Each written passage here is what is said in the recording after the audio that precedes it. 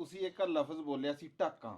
ਹਾਂਜੀ ਇੰਜ ਜਿਵੇਂ ਨਾ ਖੋ ਪੈ ਗਈ ਲਫ਼ਜ਼ ਸੁਣ ਕੇ, ਨਵੇਂ ਨਵੇਂ ਲਫ਼ਜ਼ ਤਾਂ ਅਸੀਂ ਅੰਜਮ ਸਰੋਇਆ ਸਾਹਿਬ ਕੋਲ ਵੀ ਇਹੋ ਜਿਹੇ ਸੁਣੀਦੇ ਆ ਨਾ ਕਿ ਰੂਹ ਰਾਜੀ ਹੋ ਜਾਂਦੀ। ਇਹ ਅਸਲ ਖਿਦਮਤ ਇਹੀ ਹੈ ਨਾ, ਤਾਂ ਹੀ ਤਾਂ ਅਸੀਂ ਕਹਿੰਦੇ ਆ ਵੀ ਲੋਕ ਵੀ ਇਹੀ ਪਸੰਦ ਕਰ ਰਹੇ ਵੀ ਮਾਂ ਬੋਲੀ ਦੀ ਖਿਦਮਤ ਜੋ ਉਸਤਾਦ ਨਜ਼ਰ ਅਬਾਸ ਦੇ ਮਾਲਕ ਨੇ ਲਈ ਹੈ ਨਾ, ਵੀ ਐਸੀ ਬੋਲੀਆਂ ਦੇ ਵਿੱਚ ਹੀ ਐਸੇ ਅੱਖਰ ਲੋਕਾਂ ਤੱਕ ਪਹੁੰਚ ਰਹੇ, ਸਾਡੇ ਬਾਲਾਂ ਤੱਕ, ਵੀ ਉਹ ਨਵੇਂ ਲਫ਼ਜ਼ ਆ, ਉਹ ਪਹੁੰਚ, ਉਹਨਾਂ ਦਾ ਮਤਲਬ ਪੁੱਛਣਗੇ, ਘਰੋਂ ਪੁੱਛਣਗੇ, ਉਹ ਏਦਾਂ ਮਾਂ ਬੋਲੀ ਦੀ ਖਿਦਮਤ ਹੋ ਰਹੀ। ਉਹ ਢਾਂਕਾਂ ਵਾਲੀ ਗੱਲ ਪੁੱਛੀ ਇਹਨਾਂ ਨੇ ਜੀ। ਉਹ ਲਫ਼ਜ਼ ਤੋਂ ਮੈਂ ਇੱਕ ਬੋਲੀ ਸੁਣਾ ਰਿਹਾ ਵਾਂ। ਅੱਛਾ ਜੀ। ਸਾਬਰ ਨਾਜ਼ ਸਾਹਿਬ ਦੀ ਬੋਲੀ ਏ। ਵਾਹ ਵਾਹ।